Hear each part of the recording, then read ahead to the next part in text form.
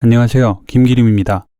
오늘은 많은 음악가들이 고민하는 주제, 개성에 대해 얘기를 해보려고 합니다. 모두가 자신만의 독특하고 매력적인 음악을 만들고 싶어 하지만 남들과 구분되는 특별한 음악을 만드는 일은 늘 어렵게만 느껴집니다. 하지만 저는 이 고민의 답이 생각보다 가까이 있다고 생각합니다. 바로 우리 안에 있는 취향에서 시작하는 건데요. 세상에 취향이 없는 사람은 없죠.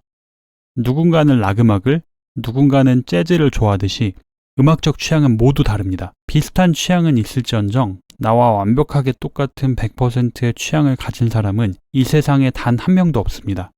이 말은 나와 같은 장르의 비슷한 스타일 음악을 만드는 사람은 있어도 나와 완전히 똑같은 음악을 할 수 있는 사람은 이 세상에 아무도 없다는 뜻이기도 합니다.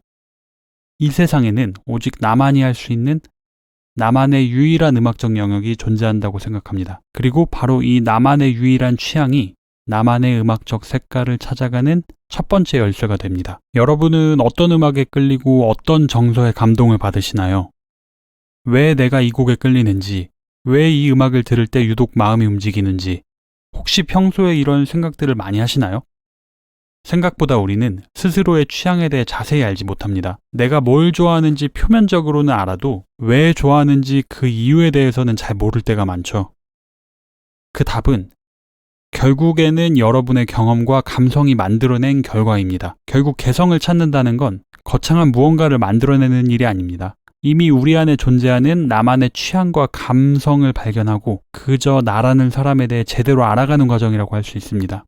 창작자로서 나에 대해 아는 것, 나의 취향을 정확하게 파악하는 것은 매우 중요하지만 의식적인 노력을 하지 않으면 쉽게 발견하기 어렵습니다. 팝 역사상 최고의 프로듀서 중 한 명인 릭 루비는 음악을 만드는 건 아티스트의 역할이 아니라 이미 방 안에 있는 음악이 스스로 나타나도록 길을 열어주는 것이라고 말합니다. 또 자신이 받는 돈이 자신의 취향에 대한 자신감과 자신이 느끼는 바를 표현하는 능력 덕분이라고까지 얘기하죠. 음악의 대가들이 종종 음악만 하지 말고 책도 좀 읽고 좋은 영화도 보고 연애도 하고 여행도 가봐라 고 조언하는 이유가 바로 여기에 있습니다. 이 조언은 단순히 다양한 경험을 쌓으라는 의미를 넘어서 창작자로서 나 자신에 대한 깊은 이해를 먼저 가져야 한다는 뜻입니다. 내가 무엇을 좋아하고 어떤 것에 끌리며 어떤 가치관을 가졌는지 나라는 사람이 누구인지에 대한 명확한 인식이 선행되어야 비로소 나만의 색깔이 담긴 음악을 만들 수 있으니까요. 하지만 모두가 각자의 취향을 가지고 있다고 해서 모두가 개성 있는 음악을 만들 수 있을까요?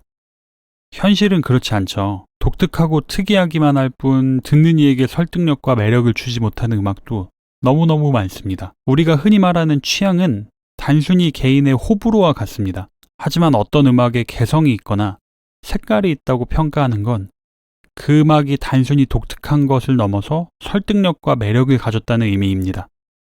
즉, 낯설지만 흥미롭고 참신하면서도 사람들에게 공감을 불러일으키는 힘이 있다는 뜻이죠. 이 간극을 메우는 것이 바로 깊이 있는 기본기입니다. 깊이 있는 취향은 내면의 씨앗이지만 이 씨앗을 음악이라는 언어로 아름답게 표현하려면 그 언어의 문법을 알아야 합니다. 여기서 말하는 기본기는 단순히 DAW 사용법이라든지 화성학 지식 수준을 얘기를 하는 게 아닙니다.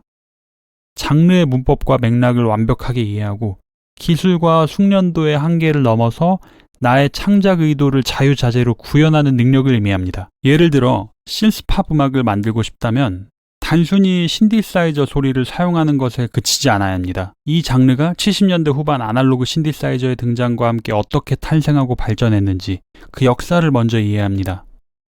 나아가 크라프트베르크가 현대 전자음악의 기반을 땄고 다프트 펑크와 더 위켄드로 이어지는 장르의 맥락을 깊이 파고들어야 하죠. 이 과정에서 롤랜드 주피터 8, 미니 무그, DX7 같은 빈티지 신디사이저와 롤랜드 TR-808, TR-909, 오버하임 드럼 머신 등 장르의 클래식이 된 악기들의 사운드와 역사를 탐구해야 합니다. 또한 어떤 리듬과 템포가 주로 사용되는지, 어떤 가사와 주제가 자주 등장하는지, 그리고 현 시대의 뮤지션들이 이 장르와 스타일을 어떻게 현대적으로 재해석하고 활용하는지 등 장르의 문법을 철저히 분석하고 맥락을 이해해야 합니다. 락 음악을 하고 싶다면 지미 앤드릭스나 레드 제플린 같은 거장들의 음악을 들으며 단순히 감동하는 것에 그치면 안 됩니다. 그들의 기타 톤이 어떻게 만들어졌는지, 어떠한 리프와 코드 진행으로 곡을 구성했는지를 철저하게 분석하고 직접 연주해보고 사운드를 따라해보면서 내 것으로 만들어야 됩니다. 개성이란 특별한 천재들의 전유물이 아닙니다.